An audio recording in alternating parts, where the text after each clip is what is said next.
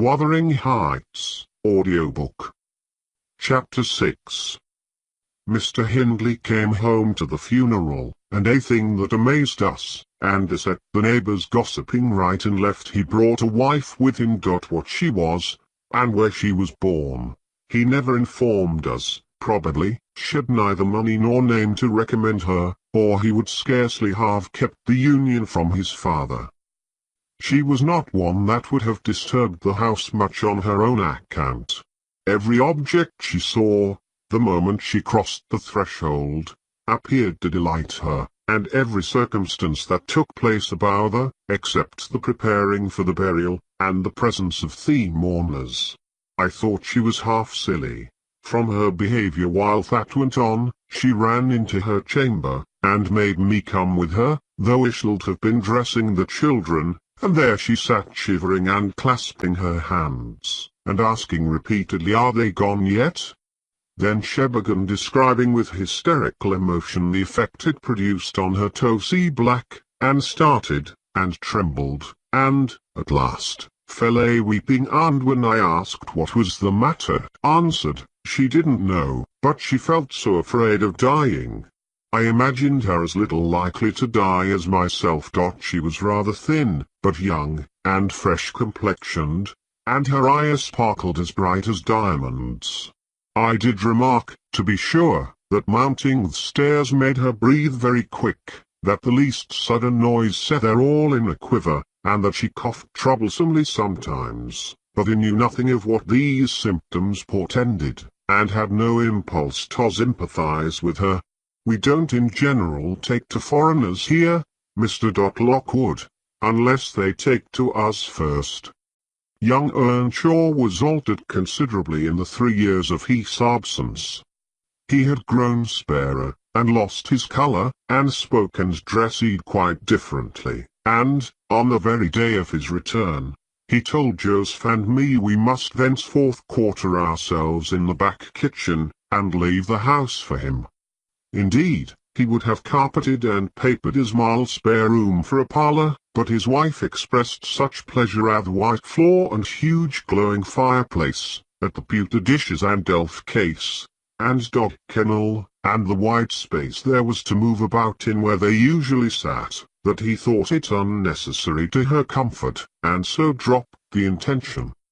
She expressed pleasure, too, at finding a sister among her new acquaintance, and she prattled to Catherine, and kissed her, and ran about with her, and gave her quantities of presents, at the beginning. Her affection tired very soon, however, and when she grew peevish, Hindley became tyrannical. A few words from her, evincing a dislike to Heathcliff, were enough to rouse in him all his old hatred of the boy. He drove him from their company to the servants, deprived him of instructions of the curate, and insisted that he should labour out of doors instead, compelling him to do so as hard as any other lad on the farm. Heathcliff bore his degradation pretty well at first, because Cathy taught him what she learnt, and worked or played with him in the fields. They both promised fair to grow up as rude as savages, the young master being entirely negligent how they behaved, and what they did, so they kept clear of him. He would not even have seen after their going to church on Sundays. Only Joseph and the curate reprimanded his carelessness when they absented themselves, and that reminded him to order Heathcliff a flogging, and Catherine a fast from dinner or supper. But it was one of their chief amusements to run away to the moors in the morning and remain there all day, and the after punishment grew a merry thing to laugh at. The curate might set as many chapters as he pleased for Catherine to get by heart, and Joseph might thrash Heathcliff till his arm ached. They forgot everything the minute they were together again, at least the minute they had contrived some naughty plan of revenge, and many a time I've cried to myself to watch them growing more reckless daily, and I not daring to speak a syllable, for fear of losing the small power I still retained over the unfriended creatures. One Sunday evening, it chanced that they were banished from the sitting-room, for making a noise, or a light offence of the kind, and when I went to call them to supper, I could discover them nowhere. We searched the house, above and below, and the yard and stables. They were invisible, and, at last, Hindley in a passion told us to bolt the doors, and swore nobody should let them in that night. The household went to bed, and I, too, anxious to lie down, opened my lattice and put my head out to hearken, though trained, determined to admit them in spite of their prohibition, should they return. In a while, I distinguished steps coming up the road, and the light of a lantern glimmered through the gate. I threw a shawl over my head and ran to prevent them from waking Mr Earnshaw by knocking. There was Heathcliff, by himself. It gave me a start to see him alone. "Where is Miss Catherine?" I cried hurriedly. "No accident, I hope." "At Thrushcross Grange," he answered, and I would have been there too, but he had not the manners to ask me to stay. "Well, you will catch it," I said. "You'll never be content till you're sent about your business. What in the world led you wandering to Thrushcross Grange?" "Let me get off my wet clothes, and I'll tell you all about it, Nelly," he replied. I bid him beware of rousing the master, and while he undressed and I waited to put out the candle, he continued. "Cathy and I escaped from the wash-house to have a ramble at liberty, and getting a glimpse of the Grange lights, we thought we would just go and see whether the Lintons passed their Sunday evenings standing shivering in corners, while their father and mother sat eating and drinking, and singing and laughing, and burning their eyes out before the fire. Do you think they do? Or reading sermons, and being catechized by their manservant, and set to learn a calam of scripture names, if they don't answer properly?" "Probably not," I responded. "They are good children, no doubt, and don't deserve the treatment you receive, for your bad conduct." "Can't, Nelly," he said. "Nonsense." We ran from the top of the heights to the park, without stopping. Catherine completely beaten in the race, because she was barefoot. "You'll have to seek for her shoes in the bog tomorrow." We crept through a broken hedge, groped our way up the path, and planted ourselves on a flower plot under the drawing-room window. The light came from thence. They had not put up the shutters, and the curtains were only half closed. Both of us were able to look in by standing on the basement, and clinging to the ledge, and we saw It was beautiful, a splendid place carpeted with crimson, and crimson-covered chairs and tables, and a pure white ceiling bordered by gold, a shower of glass drops hanging in silver chains from the center, and shimmering with little soft tapers. Old Mr. and Mrs. Linton were not there. Edgar and his sisters had it entirely to themselves. Shouldn't they have been happy? We should have thought ourselves in heaven. And now, guess what the good children were doing? Isabella, I believe she is 11, a year younger than Cathy, lay screaming at the farther end of the room, shrieking as if witches were running red-hot needles into her. Edgar stood on the hearth weeping silently, and in the middle of the table sat a little dog, shaking its paw and yelping, which, from their mutual accusations, we understood they had nearly pulled in two between them. The idiots. That was their pleasure. To quarrel who should hold a heap of warm hair, and each begin to cry because both, after struggling to get it, refused to take it. We laughed outright at the petty things, we did despise them. When would you catch me wishing to have what Catherine wanted? Or find us by ourselves, seeking entertainment in yelling, and sobbing, and rolling on the ground, divided by the whole room?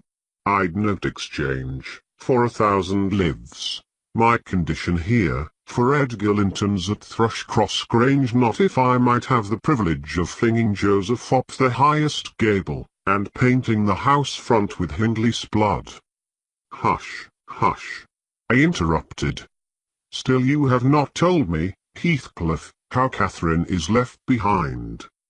I told you we laughed, he answered. The Lintons heard us, and with own accord they shot like arrows to the door. There was silence, and then a cry, "Oh, Mama, Mama! Oh, Papa! Oh, Mama, come here! Oh, Papa, oh!" They really did howl out something in that way. We made frightful noises to terrify them still more, and then we dropped off the ledge, because somebody was drawing the bars, and we felt we had better flee. I had Cathy by the hand, and was urging her on, when all at once she fell down. "Run, Heathcliff, run," she whispered. "They have let the bulldog loose, and he holds me." The devil had seized her ankle. "Nelly," I heard his abominable snorting.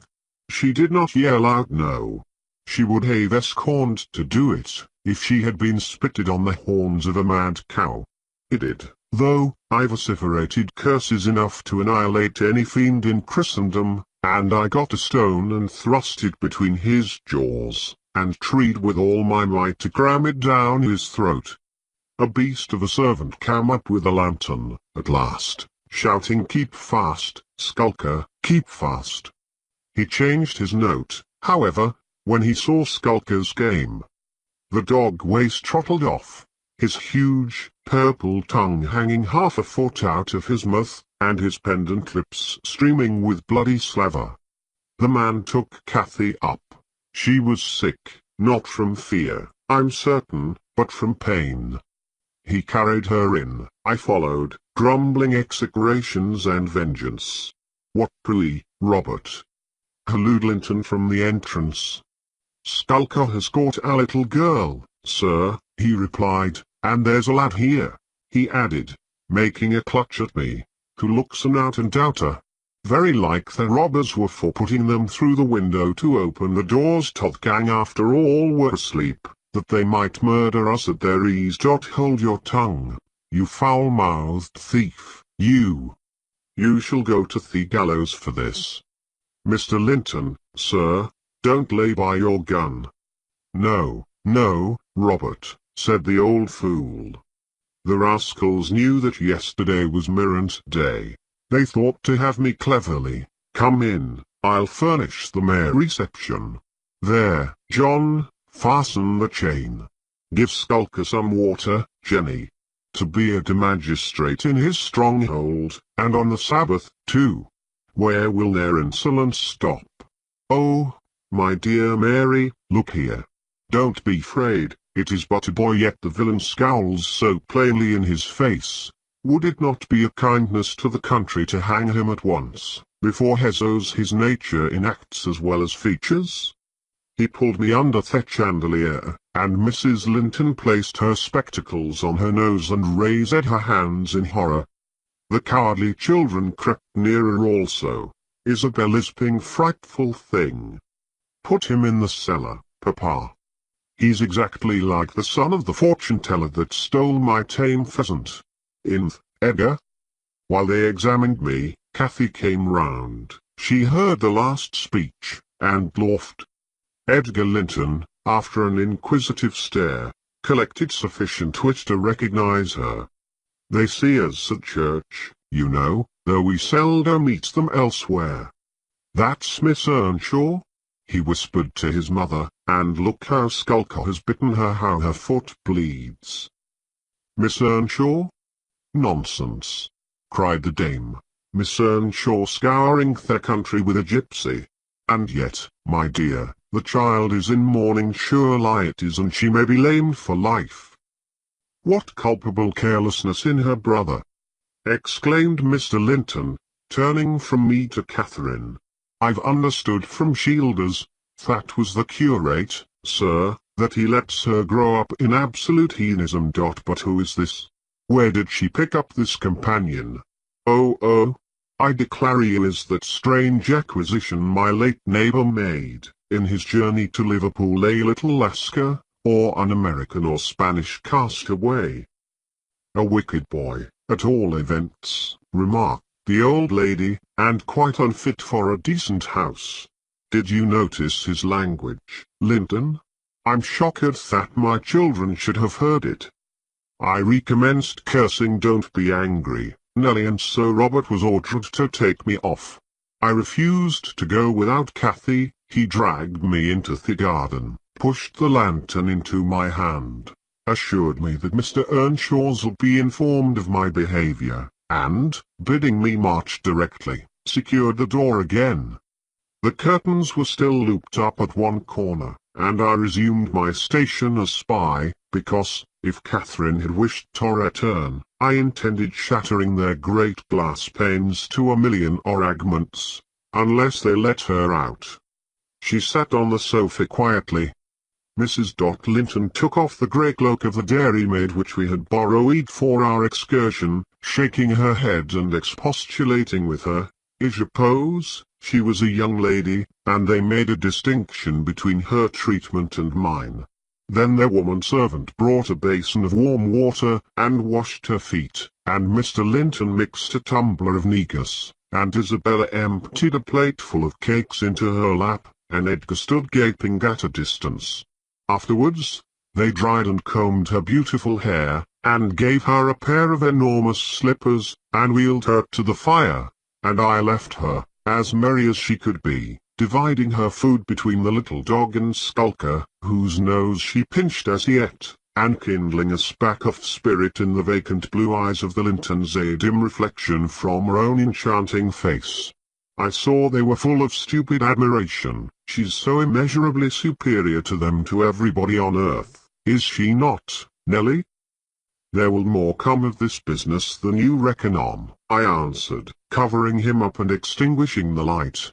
You are incurable, Heathcliff, and Mr. Hindley will have to proceed to extremities.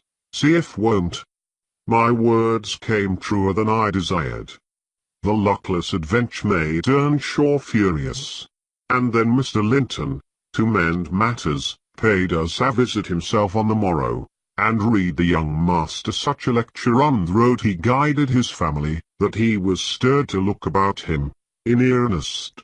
Heathcliff received no flogging, but he was told that the first word he spoke to Miss Catherine should ensure a dismissal, and Mrs. Earnshaw undertook to keep her sister-in-law in due restraint when she returned home, employing art, not force. With force she would have found it impossible.